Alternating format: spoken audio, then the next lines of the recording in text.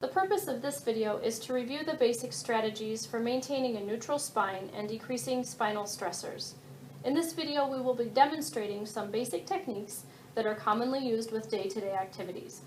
In this video, you will see activities such as maintaining a neutral spine, hip bend versus waist bend, power position and diagonal position, half kneel, deep squat, one arm lift and carry, overhead lift, push and pull, and pivot. These techniques can be applied to almost anything you do throughout the day. If you are interested in seeing these basic strategies applied to specific daily tasks, such as household chores or childcare, please look through our list of videos. You can look for the videos that will be helpful for you based on your individual needs. Let's start with a few summary points that apply to all of the above techniques, as well as any daily tasks you may perform. Keep your back in a balanced, powerful position. Remember, your ears, shoulders, and hips should be lined up. Keep your deep core muscles firm and contracted. Keeping these core muscles tight with daily tasks helps to decrease strain on the spine. The purpose of the back muscles are to work in combination with the other deep layer core muscles to stabilize the spine and help you maintain a balanced posture while you lift and bend. Plan your movements ahead of time and ask for help when needed. It's a good idea to check items to make sure they are not too heavy before you try to lift them. Also check to make sure you have a clear pathway if you plan to carry the item. Try not to be in one position for a long period of time. Avoid standing or sitting for extended period of times. Instead, try moving or changing positions often throughout the day. Maintain a wide, stable base while standing and lifting. This will help with balance and give your legs a better advantage when lifting. Pivot or move your feet, don't twist the spine. Twisting with a load places extra strain on the spine. Try to make sure your shoulders and hips are facing the same direction as the load at all times. Keep items close to your body when lifting and reaching. Items held at a distance increase the amount of strain on your spine. If you have further questions, feel free to ask your therapist for more ideas. Let's start with discussing the neutral spine position and hip bending, since you will need to utilize these strategies with all of the other techniques. Neutral spine means keeping and maintaining the natural curves of the spine. Thinking about keeping your ears lined up over your shoulders and your shoulders lined up over your hips is an easy way that you can maintain a neutral spine position throughout the day. Now let's talk about hip bending. There are numerous daily tasks that require us to bend throughout the day. Everything from putting on our shoes, to brushing our teeth, or doing laundry. Since we can't avoid bending, our best bet is to bend from the hips versus the waist in order to maintain a neutral spine position and avoid added stress on the spine. Next, we will go through the power position, as several of the techniques use the basic power position.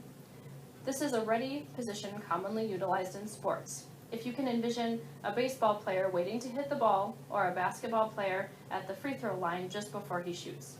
These are both good examples of a power position. The power position includes keeping the head and chest higher than the hips, using a hip bend and maintaining a balanced neutral spine position, using the large muscles of the legs to lift or move the load, and engaging your deep core muscles.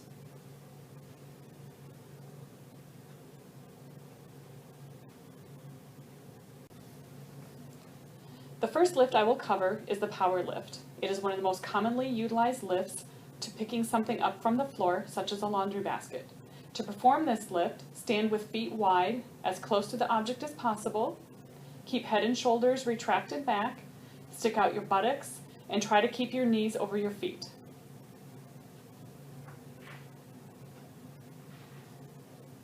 An alternative to the power lift is the diagonal power lift, which involves utilizing a staggered stance. You still perform the same lift by keeping your head and shoulders retracted back, as well as sticking out your buttocks to pick the object up from the floor or to set something down on the floor. Another technique utilizing the hip bend is what we call the golfer's lift. The golfer's lift is a great way to maintain a balanced spine position while reaching or picking up objects that are lighter in weight. For example, reaching into the washing machine, you can kick one leg slightly back behind you to lower your upper body to reach the object.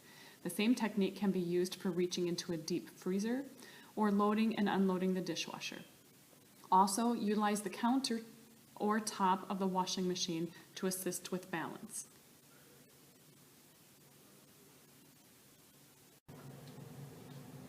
A half kneel or deep squat may be used to get objects from lower surfaces or off the floor. These positions would be most appropriate to use for getting objects from lower cabinets or shelves or to lift items from the floor. With a deep squat position, you have a smaller base of support and your legs do not have as good of a mechanical advantage as the power lift. For this reason, you may want to use the power lift for heavier items to minimize the potential to put extra strain on the spine.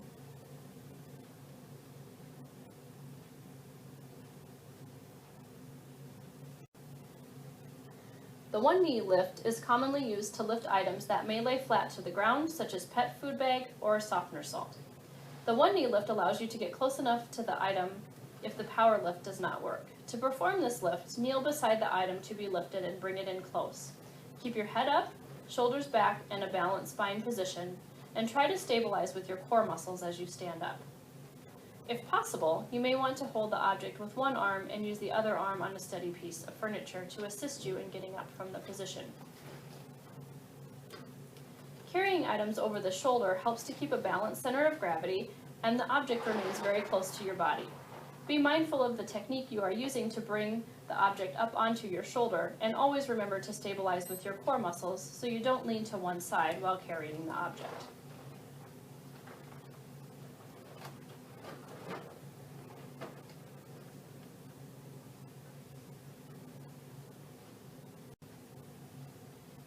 To perform the one-arm lift and carry, there are two ways in which you can pick up the object. First, you can stand beside the object with one foot forward while maintaining the power position, and then pick up the object. The second option is to put the object in front of you and utilize the power lift discussed previously. The second option may work better for heavier loads. When carrying the object, avoid leaning to the side, and try to balance the load when possible by carrying items in both hands. Hug the object close in front of you or beside you to allow the other hand to be free.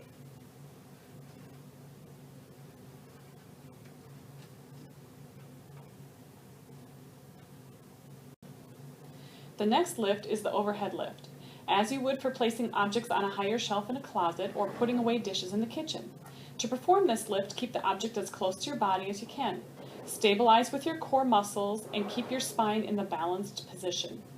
Move toward the shelf with your feet as you lift overhead. When lifting off the shelf, get close and step back when bringing the object down. Try to avoid arching your back or leaning backwards as you lift off the shelf.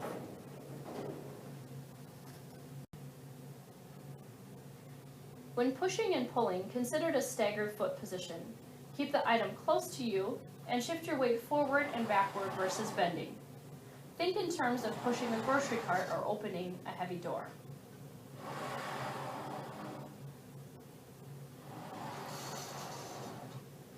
When moving objects from one place to another, use a pivot versus a twisting motion.